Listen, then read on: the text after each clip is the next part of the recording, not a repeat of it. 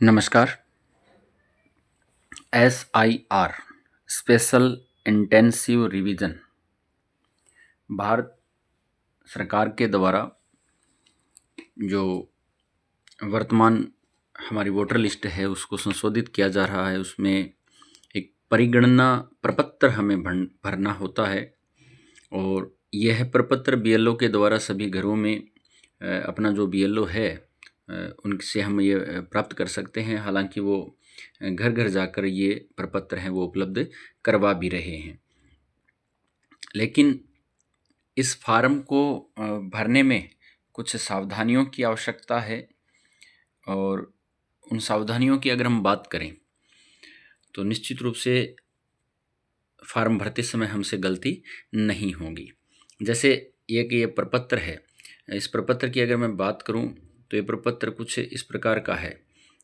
इस प्रपत्र में एक तो ये पार्ट हो गया जैसे, और एक ये पार्ट है और एक ये पार्ट है। हालांकि A4 कागज़ में आपको उपलब्ध होता है, मैंने उसे सुविधा के अनुसार 3 भागों में बांट लिया है ताकि वो हमारे मोबाइल की स्क्रीन पर सही दिख सके। तो ऐसा एक प्रपत्र है जिस प्रपत्र में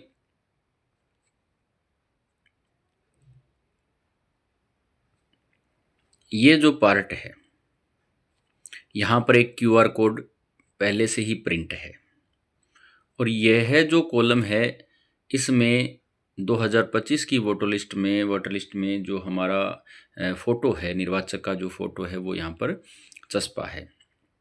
और ये जो जगह दे रखी है ये राउंड शेप में जो दिखा रहा हूँ, यहाँ पर कैंडिडेट को अपना, जैसे निर्वाचक जो व्यक्ति है उस व्यक्ति को अपना यहाँ फ़ोटो लगाना है। जैसे मेरा वोट बना हुआ है तो मुझे यहाँ पर मेरी फ़ोटो लगानी है। नई फ़ोटो हमारी जो पासपोर्ट साइज़ फ़ोटो है उसे यहाँ पर हमें चस्पा करना है।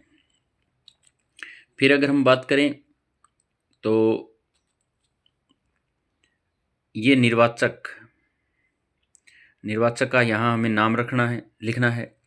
जैसे किसी का नाम सुरेश है तो वो अपना नाम सुरेश रखिएगा, लिख देगा यहाँ पर।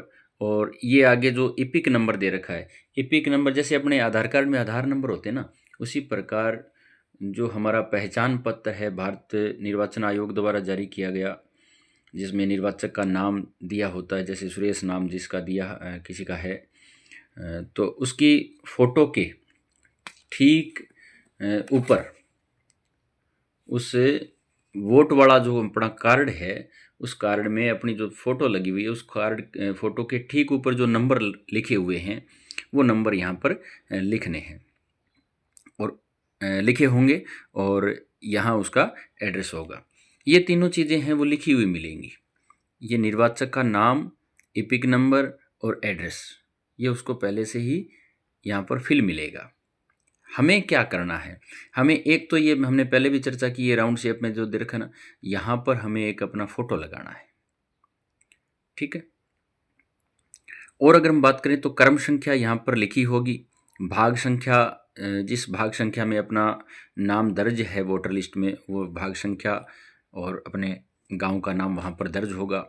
विधानसभा निर्वाचन क्षेत्र या संसदीय निर्वाचन क्षेत्र की अगर हम बात करें तो विधानसभा का यहाँ पर जैसे तारानगर नाम दे रखा है, राज्य का नाम जैसे राजस्थान दे रखा है, ठीक ऐसे ही आपका कोई और विधानसभा होगा और कोई राज्य होगा तो वहाँ पर वो नाम वहाँ पर अंकित मिल जाएगा। फिर और क्या भरना है हमें और चीज़ हमें ध्यान करनी है, एक जन्म तिथि इस कॉलम में भरनी है। ये जो डेट ऑफ बर्थ है ये आपकी इस कॉलम में भरी जानी है।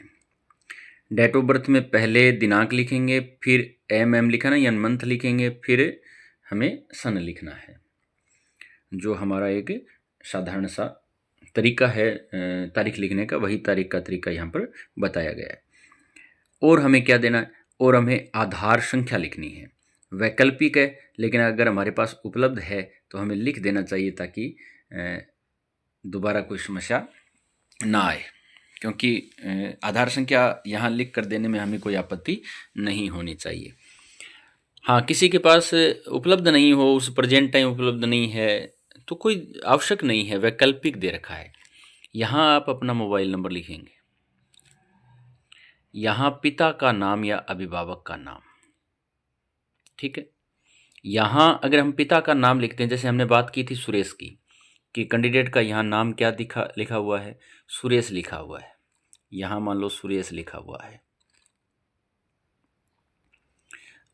तो उस सुरेश के पिता का नाम हमें लिखना है।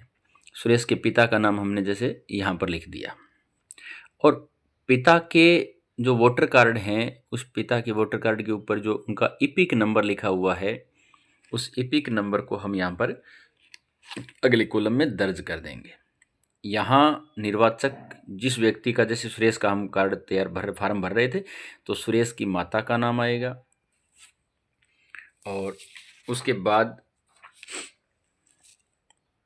माता के वोटर कार्ड में जो इपिक नंबर दे रखा ना वो आ जाएगा। और अगर सुरेश शादीशुदा है तो उसकी पत्नी का नाम यहाँ आ जाएगा। अगर ये सुरेश का न होकर किसी महिला का प्रपत्र अगर हम माने तो उसके पति का नाम यहाँ आ जाएगा, और पति का इपिक नंबर यदि हमारे पास उपलब्ध है तो हमें निश्चित रूप से भरना चाहिए। अगर नहीं है तो एक अलग बात है। अब महत्वपूर्ण पार्ट आता है। अब ये पार्ट ज़्यादा विशेष है। क्यों है विशेष, थोड़ा सा ध्यान करेंगे। ऐसे कैंडिडेट जिनका सन 2002-3 में जारी हुई जो हमारी वोटर लिस्ट है उसमें अगर नाम है, जैसे सुरेश का नाम 2002 वाली लिस्ट में है, तो उसे 1 नंबर कॉलम है वो फिल करना है। 1 नंबर कॉलम कौन सा है, 1 नंबर कॉलम है ये वाला, ये फिल करना है। और 2 नंबर कॉलम कौन सा है, 2 नंबर कॉलम है ये वाला। जैसे ये है 1 नंबर कॉलम और ये है 2 नंबर कॉलम। तो जिसका 2002 की लिस्ट में नाम है उसे 1 नंबर कॉलम है वो फिल करना है, और जिसका 1 नंबर 2002 की लिस्ट में नाम नहीं है उसे सेकंड वाला जो बॉक्स दे रखा है उसमें डिटेल अपनी फिल करनी है।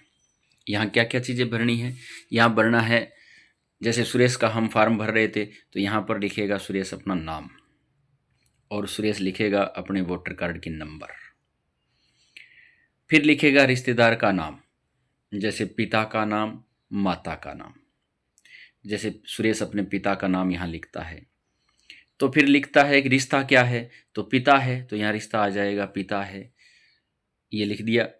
किस जिले का निवासी है, जैसे मान लिया कि वह राजस्थान के चूरू जिले का निवासी है तो यहाँ चूरू जिला लिख देगा, यहाँ राजस्थान लिख देगा।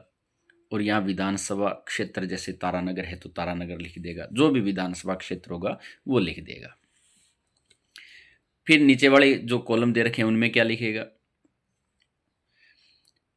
2002 वाली जो हम वोटर लिस्ट देखेंगे तो उसमें विधानसभा निर्वाचन क्षेत्र की संख्या लिखी गई है, और वो संख्या हमें कहाँ फिल करनी है, वो संख्या फिल करनी है इस कॉलम में, ये जो दे रखा है ना इस कॉलम में, ठीक है। और भाग संख्या भी उसी 2002 वाली लिस्ट में ही ऊपर ऊपर लिखी मिल जाएगी, वो यहाँ पर लिखनी है। और फिर लिखनी है क्रम संख्या, अपना नाम कितने क्रम संख्या पर उस लिस्ट में है वो लिखना है, ठीक है। अगर हम बात करें कि कैंडिडेट का खुद का नाम उस लिस्ट में 2002 वाली में नहीं है तो उसे क्या करना है, तो उसे कॉलम नंबर 2 भरना है। कॉलम नंबर 2 जब वह भरता है तो ये 2 नंबर कॉलम हमने लगा रखा है, इसमें नाम देना है उसका।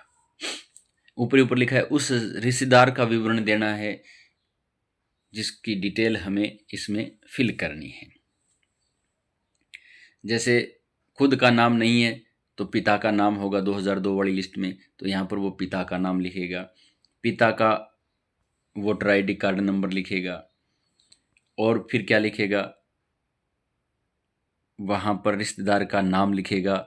यानी यहाँ पर जो नाम लिखा है, जैसे सुरेश का पिता है, सुरेश के पिता, उसका नाम मान लो कि महेश है तो वो यहाँ पर महेश लिखेगा, और यहाँ महेश के आइडेंटिटी कार्ड नंबर लिखेगा। अब महेश के पिता का नाम यहाँ लिखेगा जो उसे वोटर लिस्ट में मिल जाएगा। फिर बताएगा कि यहाँ अगर पिता का, महेश के पिता का नाम लिखा है ना, तो महेश के पिता का रिश्ता लिखेगा, यानी पिता हो गया तो रिश्ता लिख दिया, और यहाँ पर वो जिला लिख देगा, चूरू जिला। अगर चूरू जिले का निवासी, अगर कोई और जिले का निवासी, तो वो उस समय वो वहाँ का जिला लिख देगा। ठीक है। फिर उस राज्य का नाम, जिस राज्य का में ये डिटेल जो भरी जा रही है ना 2 नंबर कॉलम में, इस डिटेल की बात कर रहा हूँ। ये डिटेल जिस जिले से भरी जा रही है उस जिले का नाम, उस जिले राज्य का नाम और विधानसभा क्षेत्र का भी नाम वहाँ पर लिख देगा, यहाँ पर इस साइड में यहाँ पर। और उस लिस्ट के अंदर 2002 वाली में यहाँ पर विधानसभा निर्वाचन क्षेत्र संख्या जो दे रखी है वो उसी लिस्ट में मिल जाएगी, भाग संख्या उसी लिस्ट में और क्रम संख्या भी उसी लिस्ट में मिल जाएगी। तो ऐसे ये डिटेल हमें फॉर्म है ये फिल करना है। और अब थोड़ा सा और छोटा सा काम रह जाता है। वो काम क्या रह जाता है जी? वो काम ये है कि उसके आगे जो उस A4 फार्म में जो लास्ट में डिटेल दी गई है वो डिटेल है ये। यहाँ पर क्या करना है? यहाँ पर और कुछ नहीं करना है। ये जो बॉक्स मैं बना रहा हूँ यहाँ पर उस कैंडिडेट को साइन करने हैं जिस कैंडिडेट का वो फार्म भरा जा रहा है। इस पर स्पष्ट लिखा हुआ है निर्वाचक, यानी वह व्यक्ति जिसका फार्म है, वह व्यक्ति या परिवार के किसी अन्य वयस्क सदस्य। रिश्ते का उल्लेख भी करना है। जैसे मान लो कोई किसी का सुरेश कहीं जयपुर रहता है और वो फार्म अपने गांव में भर रहा है, तो वो खुद तो साइन कर नहीं सकता, तो करे क्या?